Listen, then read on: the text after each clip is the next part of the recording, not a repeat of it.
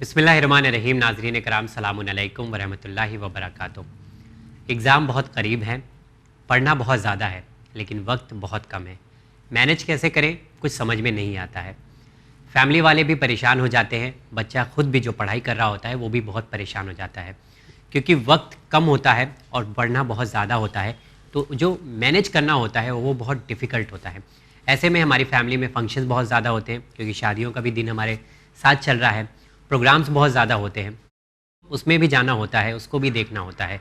वरना लोग कहेंगे एक पहली बार तो शादी कर रहा हूँ और एक ही बार शादी ज़िंदगी में होती है, तो आप आए नहीं तो अच्छा नहीं लगा। ऐसे कई बहाने हम लोग ढूंढ लेते हैं। लेकिन ये भी आपने सोचा है कि आप भी तो बोर्ड एग्ज़ाम पहली बार देने जा रहे हैं, आपको भी बोर्ड एग्ज़ाम देना है, उसमें अच्छा मार्क्स लाना है। शादी में एक बार आप जाएंगे, लोग ज़रूर आपकी वाह वाह करेंगे, लेकिन शादी में आप ज़रूर जाएं, मना नहीं करें, लेकिन क्या आपकी तैयारी उस तरह से हो चुकी है जिस तरह से बोर्ड के एग्ज़ाम की तैयारी इंडिया में और लोग कर रहे हैं? जानने की आज हम लोग कोशिश करेंगे कि एग्जामिनेशन की तैयारी आपको कैसे करना है। और आज के प्रोग्राम में हम लोग ICSE, SSC, HSC, CBSE board और कई ऐसे बोर्ड के बारे में हम लोग बात करेंगे जिसके लिए आप तैयारी अच्छे से कर सकते हैं। आपको चाहिए इस वक्त बेस्ट एडवाइस की, बेस्ट सपोर्ट की, बेस्ट सजेशन की। ये मत सोचिए कि ये घर में बैठ के आप टेलीविज़न देख रहे हैं, प्रोग्राम आ रहा है आधे घंटे का और चला जाएगा। आज ऐसा सोचिए कि आपको कोई इंसान आपकी ज़िंदगी के लिए गाइड कर रहा है, आपसे कुछ बात करना चाहता है, आप तमाम को कुछ बताना चाहता है, आप तमाम को कुछ टिप्स देना चाहता है जो आपकी ज़िंदगी में बहुत मायने रखते हैं। अगर आज आप लोगों ने इनकी बातों पर ध्यान रखा तो उम्मीद करता हूँ कि जो एग्ज़ाम का दिन करीब है इंशाल्लाह उसमें हम लोग थोड़ा सा आपकी कहीं ना कहीं मदद कर सकते हैं। वालिदैन से भी गुजारिश करूँगा कि बताई हुई टिप्स पर ज़रूर अमल करें। इस मौजू पर बात करने के लिए और आपके एग्ज़ाम को ईजी बनाने के लिए बेहतरीन टिप्स के साथ आज शो में मौजूद है। आइए मुलाकात करते हैं जनाब SM रज़ा सर से। सलामुन अलैकुम सर। अलैकुम अस्सलाम और तमाम स्टूडेंट और उनके पेरेंट को सलामुन अलैकुम।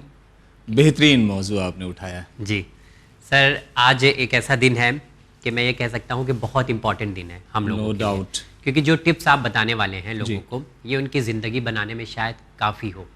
तो मैं चाहता हूँ कि आज हम लोग बोर्ड एग्जामिनेशन के बारे में बात करें। और बहुत अच्छा इशारा आपने किया कि 10 बोर्ड का एग्ज़ाम ज़िंदगी में एक बार लिखना है। जी, उसी तरह से 12 बोर्ड का एग्ज़ाम भी आपको ज़िंदगी में एक बार लिखना है। तो आप सोचें कि जिस काम को एक बार ही करना उसमें एक्यूरेसी कितनी होनी चाहिए। बिल्कुल।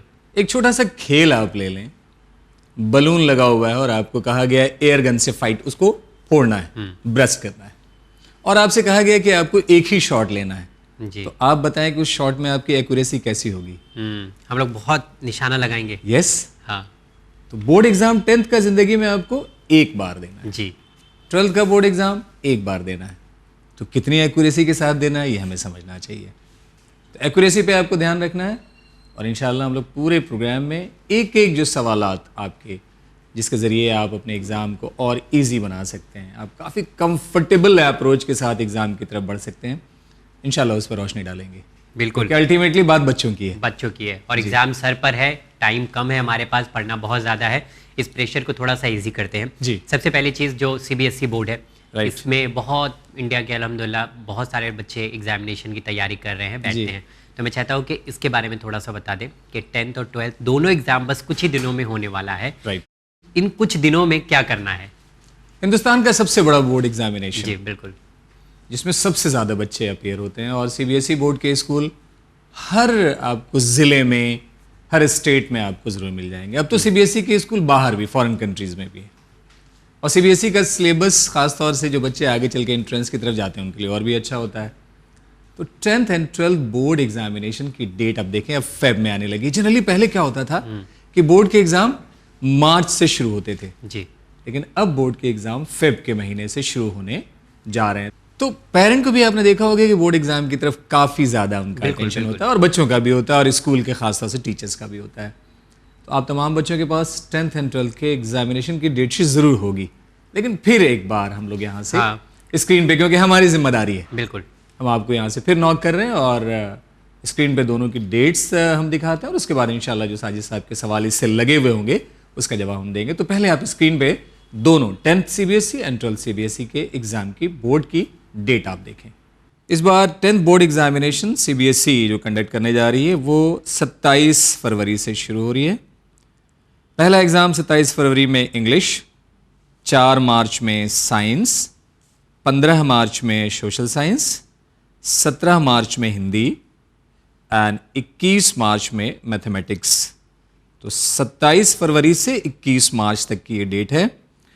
और मैं 12th सीबीएसई बोर्ड एग्जामिनेशन की डेट आपके सामने रख रहा हूँ। ये 20 फरवरी से शुरू हो रहा है। 20 फरवरी हिंदी, 24 फरवरी इंग्लिश, 28 फरवरी केमिस्ट्री, 2 मार्च ज्योग्राफी, 4 मार्च फिजिक्स, 11 मार्च मैथमेटिक्स, 16 मार्च बायोलॉजी, 17 मार्च इकोनॉमिक्स, 20 मार्च 2023 पॉलिटिकल साइंस, 25 मार्च बिजनेस स्टडीज़, 29 मार्च हिस्ट्री, 31 मार्च 2023 अकाउंटेंसी, 1 अप्रैल 2023 होम साइंस, 3 अप्रैल सोशियोलॉजी एंड 5 अप्रैल 2023 साइकोलॉजी।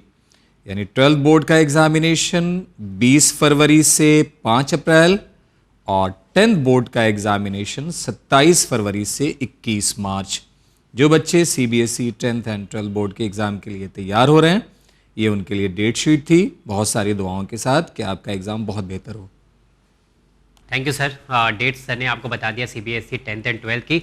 अब सबसे इम्पॉर्टेंट सवाल ये है, और अक्सर हम लोग इसको बहुत लाइटली लेते हैं, जब भी हमारा 10th या 12th का एग्जामिनेशन होता है बोर्ड का, उससे पहले हमारे स्कूल में प्री बोर्ड एग्जामिनेशन, री प्री बोर्ड एग्जामिनेशन, जिसे हम छमाई वगैरह कहते हैं, या मंथली जो टेस्ट होते हैं वो करते हैं।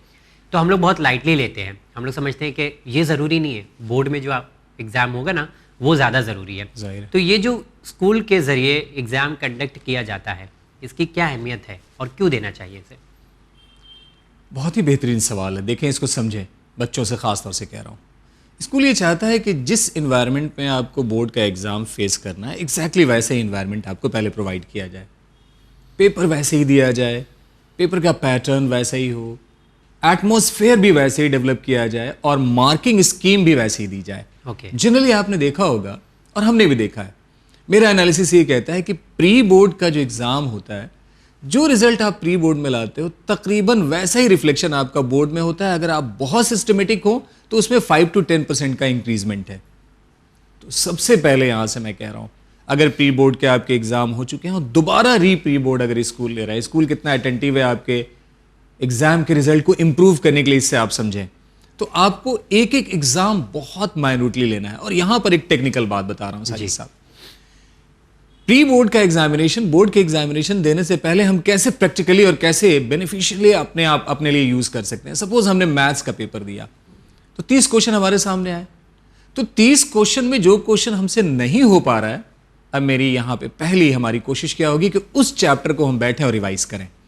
उस तरह के जो आए हुए क्वेश्चंस पहले 10 साल 15 साल जो बोर्ड्स के हैं, उनको हम बार बार ट्राई करें। उस तरह के इलस्ट्रेटेड एग्जाम्पल्स जो एनसीईआरटी में दिए हुए हैं, या जो आपकी बुक्स जो आपके टीचर ने बताया, उस पे आप जाएं।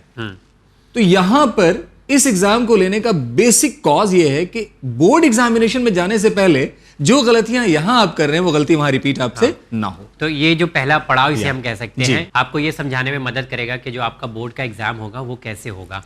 इसका एग्जाम्पल बहुत मदद करेगा जी। इसका एक एग्जाम्पल और दे रहा हूं। आप देखें, बच्चे शौक से गेम खेलते हैं, क्रिकेट खेलते हैं।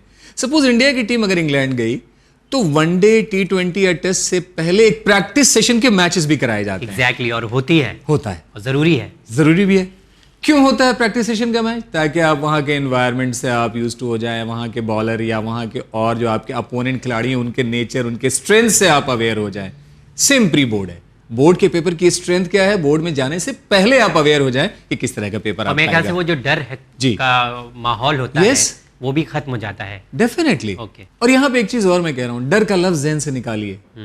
एग्जाम आपके लिए बना है, आप एग्जाम से सुपीरियर हैं, घबराना आपको नहीं है। बिल्कुल बिल्कुल जी। एग्जाम एक्चुअली हम लोग को बचपन से बहुत ज्यादा डर लगता है। ये कोई बताने वाला होना चाहिए कि भाई एग्जाम जो है, एग्जाम से ज्यादा हम इंपॉर्टेंट है। मतलब सोचें कि जो चीज जिसके लिए बनाई जाती है, चीज आपके लिए बनाई गई है, तो एग्जाम आपके लिए बनाया गया, यानी आपको सुपीरियर समझा गया एग्जाम से। तो आप एग्जाम से कभी भी अपने आप को ये मत समझिए कि वो चीज आप पे हावी होने वाली है। आप एग्जाम पे टूट पड़ने वाले हैं, एक एक क्वेश्चन आप करने वाले हैं। ये सोचना है आपको। चलिए, बहुत शुक्रिया। अब आते हैं आईसीएसई की तरफ, जिसका भी एग्जामिनेशन की डेट लगभग आई गई है। मैं चाहता हूँ उसको भी एक बार आप हाईलाइट करें।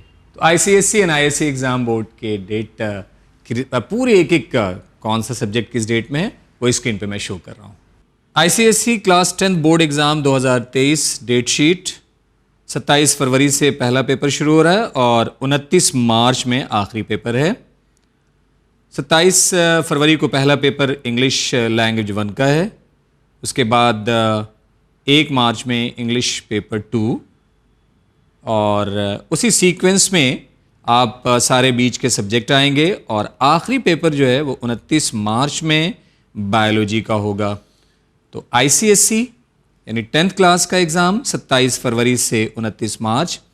ISC 12 बोर्ड का एग्जामिनेशन 13 फरवरी से स्टार्ट होके और 31 मार्च तक चलेगा और 13 फरवरी को पहला पेपर इंग्लिश 1 और उसके बाद 14 फरवरी को इंग्लिश 2 और इसी सीक्वेंस में आप आगे बढ़ेंगे और आखिरी पेपर 31 मार्च में होगा, फ्राइडे का दिन होगा और वो एनवायरमेंटल स्टडीज़ का आखिरी पेपर होगा।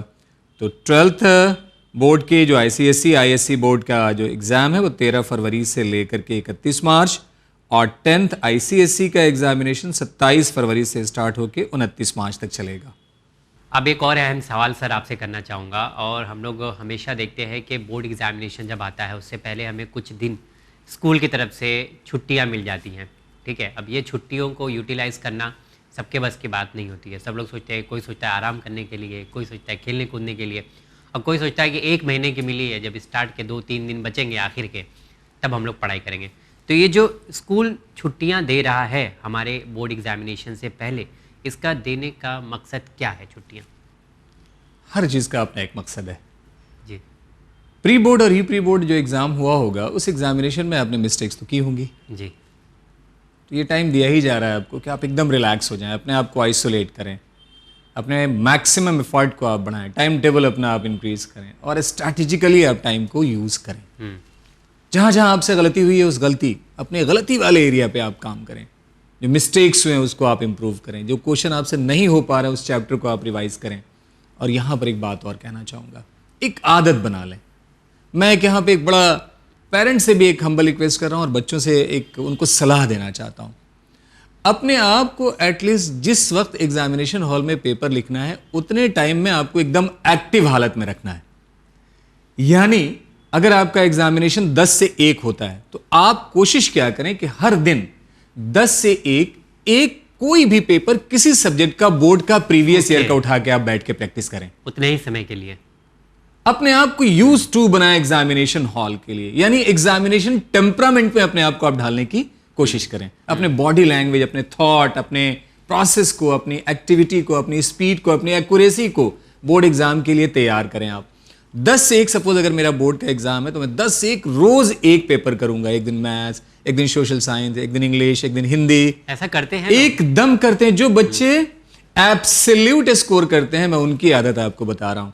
मैंने एक दिन मैथ्स का एक पेपर किया, सपोज 2020 का मैंने बोर्ड का एग्जाम या 2019 का एक पेपर उठा लिया, पूरा मैंने पेपर किया। पेपर करते ही जब मैंने पेपर किया तो 30 में से हो सकता है 3 सवाल मुझसे नहीं हो, तो अब मेरी पहली ड्यूटी क्या बनती है कि उन 3 सवाल के एक्सरसाइज को मैं रिपीट करूं, उसकी थ्योरी पढूं, उसके इलस्ट्रेशंस को पढूं, ताकि जब नेक्स्ट पेपर जब अटेम्प्ट करूं प्रैक्टिस के लिए घर पे तो जो गलती उस चैप्टर में हुई है वो गलती रिपीट आपसे ना हो। बिल्कुल। तो ये जो छुट्टी दी जा रही है वो आपको यूज टू एग्जामिनेशन के लिए अपने आप को तैयार होने के लिए दी जा रही है, ना कि आराम करने के लिए। आराम करने के लिए आराम जरूरी है, लेकिन इतना ना करें जितना सोच के निकले हैं आप। डेफिनेटली। मतलब ये बताएं कि अगर आप स्कूल जा रहे होते तो 6 घंटे का टाइम टेबल तो आप मेंटेन करते। हाँ। तो उसी 6 घंटे को आपको सेल्फ स्टडी में लगाना है। आप लगा के देखिए 1 महीने, बहुत जबरदस्त आप में इंप्रूवमेंट आएगा और एग्जाम में जाने से पहले आपके अंदर हिम्मत भी आ जाएगी। हिम्मत आएगी जी।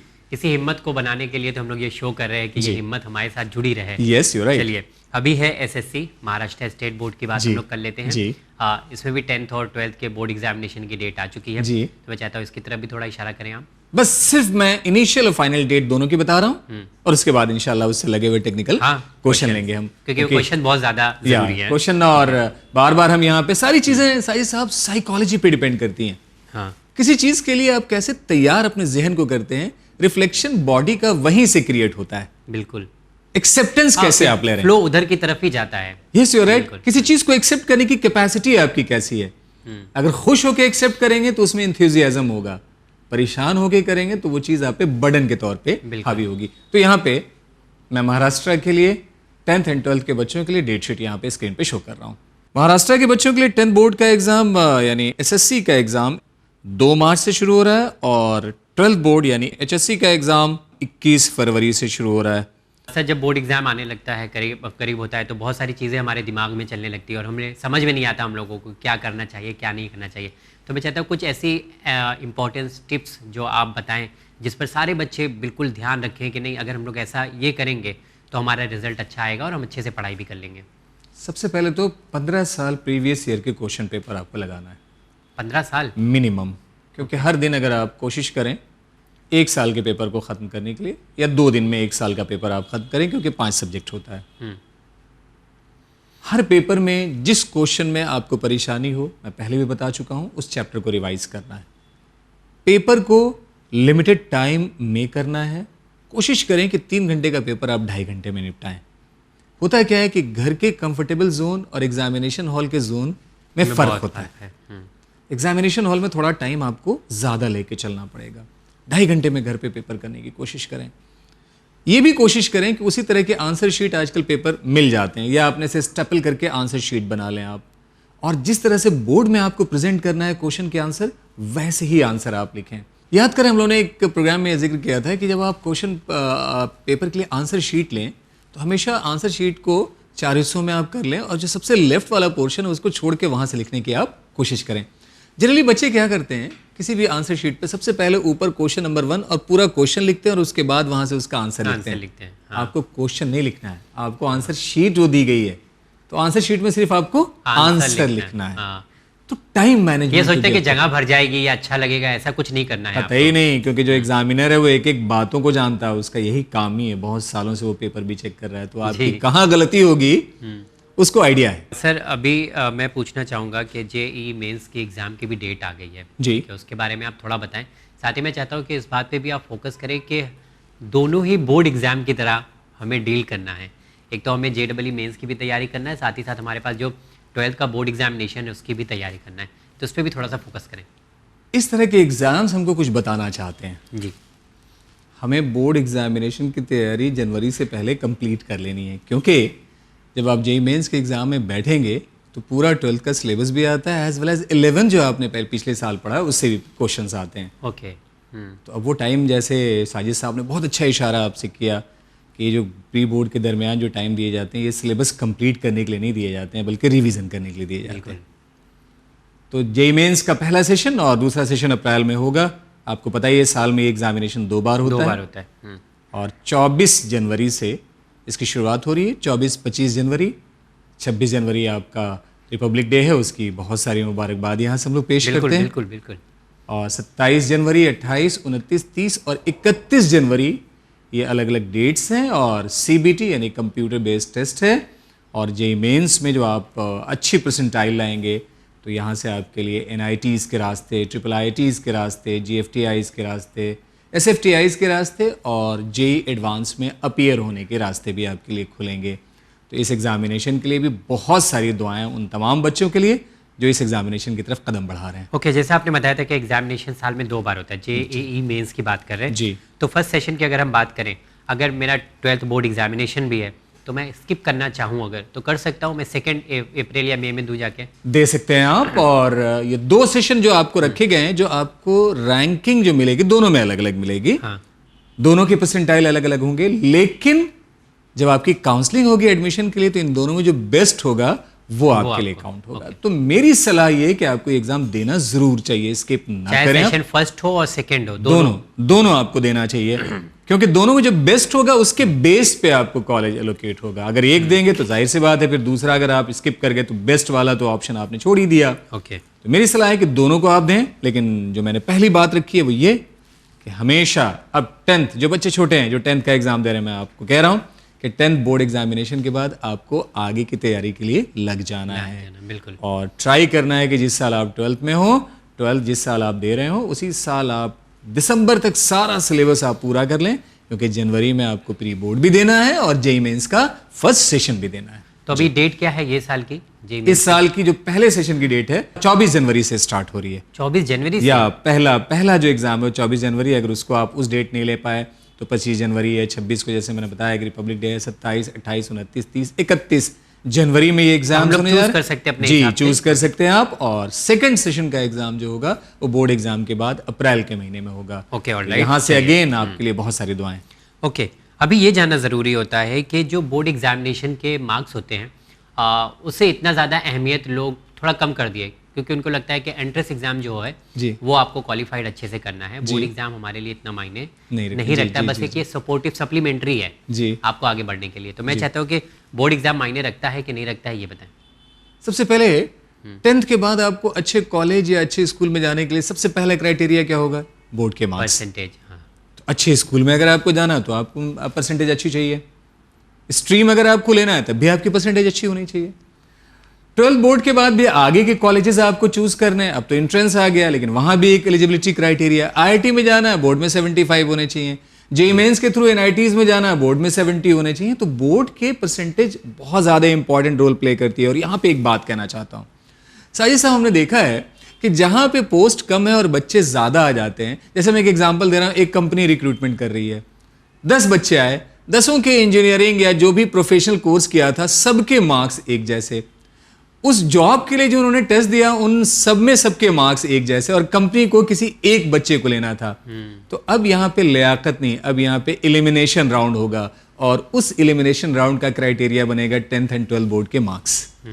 बिल्कुल। ओके, तो कहीं ना कहीं आपको ये चीज आपकी जिंदगी में इंपैक्ट डालेगी। तो हर चीज का आपको ध्यान रखना है।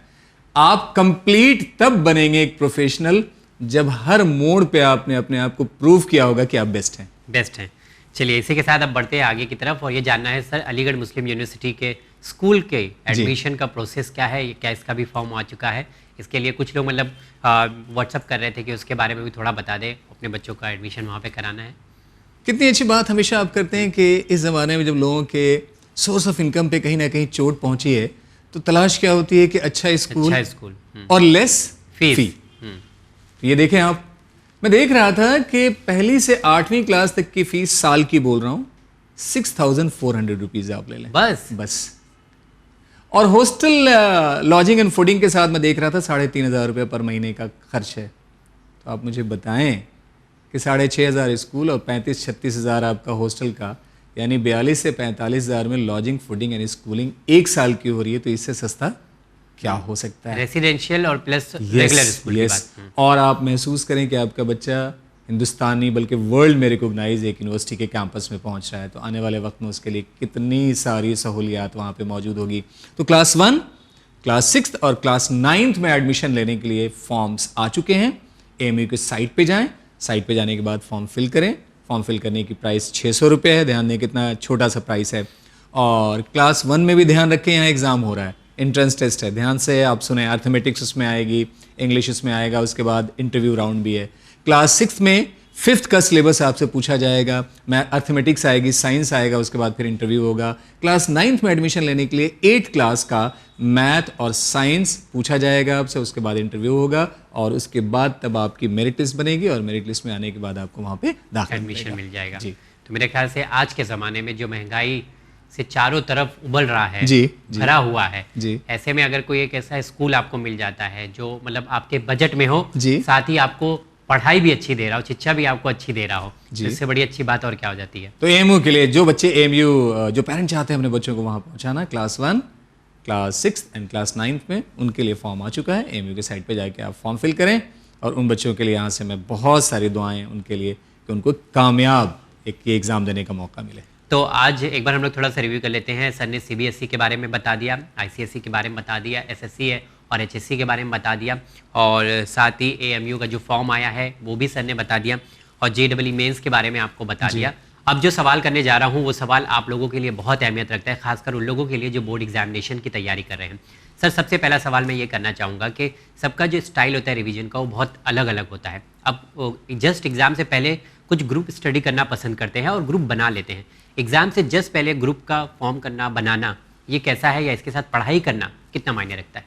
अगर आपके अटेम्प्ट में इम्प्रूवमेंट हो रहा है तो डेफिनेटली कीजिए, अगर ऐसा करने से आप इम्प्रूव अपने आप को नहीं कर पा रहे हैं तो एकदम नहीं करना चाहिए। एकदम नहीं करना चाहिए जी। कभी कभी ऐसा होता है कि पढ़ाई वाले बच्चे हमें मिल जाते हैं, उस ग्रुप को हमको ज्वाइन करना होता है। डेफिनेटली अगर आपसे बेहतर कोई दिख रहा है तो हमेशा बेहतर का साथ अगर आप लेके चलेंगे तो आप बेहतर ही बनेंगे। और कुछ ग्रुप ऐसे होते हैं जो गार्डन में जाके पढ़ाई करते हैं, पढ़ाई तो करते हैं 6-7 घंटा वहाँ पे बैठे रहते हैं बुक लेके, लेकिन नजर नहीं आता कुछ उनकी पढ़ाई। तो ऐसे ग्रुप को ज्वाइन करना कैसा है? क्योंकि फैमिली से बोल के निकलते हैं कि जा रहे हैं हम पढ़ाई करने, और वहाँ जाके फिर पता है क्या होते हैं। अगर अपने आप को आप धोखे में रखेंगे तो इससे बड़ा और नुकसान कौन उठाने वाला इंसान हो सकता है। अपने आप को कभी धोखे में मत रखें। अगर आपको कहीं जाके पढ़ना है, कहीं टाइम निकालना है, तो आप अगर पढ़ाई के लिए टाइम निकाल रहे हैं तो सिर्फ पढ़ना है आपको, और कोई काम दूसरा नहीं करना है। जी। ओके, नोट्स के बारे में क्या ख्याल है? व्हाट्सएप का ज़माना है, बहुत सारी नोट्स दोस्तों से इधर उधर से मंगा लेते हैं। नोट्स को कस्टमाइज करना कैसा है?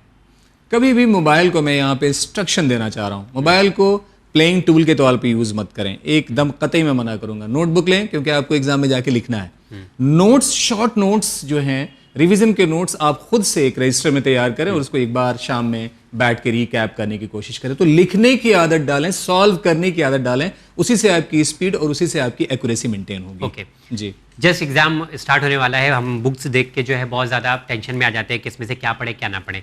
पढ़ना सब चाहते हैं लेकिन अंडरस्टैंड नहीं कर पाते हैं। ऐसी सिचुएशन में हमें क्या करना है कि जितना हम पढ़ें वो क्वालिटी वाला पढ़ें और टाइम मैनेजमेंट के साथ पढ़ें। इस पर क्या कहना चाहेंगे? ये तभी हो सकता है जब आप प्रीवियस ईयर के क्वेश्चन पेपर को करेंगे, जिससे कि क्वेश्चन का आपको पैटर्न समझ में आएगा। होता क्या है कि आप पढ़ाई कर रहे हैं लेकिन एग्जाम में क्वेश्चन कैसा आएगा अगर आपको पता नहीं हो तो आप टू द पॉइंट अपने आप को नहीं ले जा सकते हैं। जी। तो इसीलिए मैंने शुरू में कहा है कि प्रीवियस 15 ईयर्स का पेपर आप जरूर करें, और ध्यान रखें अगर 15 साल का पेपर आप कर लेंगे तो मुझे लगता है कि एग्जामिनेशन में ऑलमोस्ट ऐसे क्वेश्चंस आएंगे जो आपको नोन होंगे, आपको कोई परेशानी नहीं होगी। दूसरी चीज़ ये भी देखने को मिलती है एग्जामिनेशन के टाइम पे बहुत सारे लोगों को बहुत ज़्यादा नींद आती है, बहुत सारे लोग को टेंशन में नींद ही नहीं आती है, या बहुत सारे लोग बहुत चीज़ें खाना प्रीफर करते हैं कि भूख लग रही है, और बहुत सारे लोग बिल्कुल खाना पीना छोड़ देते हैं। ऐसे दोनों ही लोगों को आप क्या सलाह देना चाहेंगे? फिक्र ज़्यादा तो पहले होना ही नहीं है, और साथ साथ ये भी है कि अपने आप को बेफिक्र भी नहीं करना है। बिल्कुल, दोनों के बीच का आपको बैलेंस बनाना है।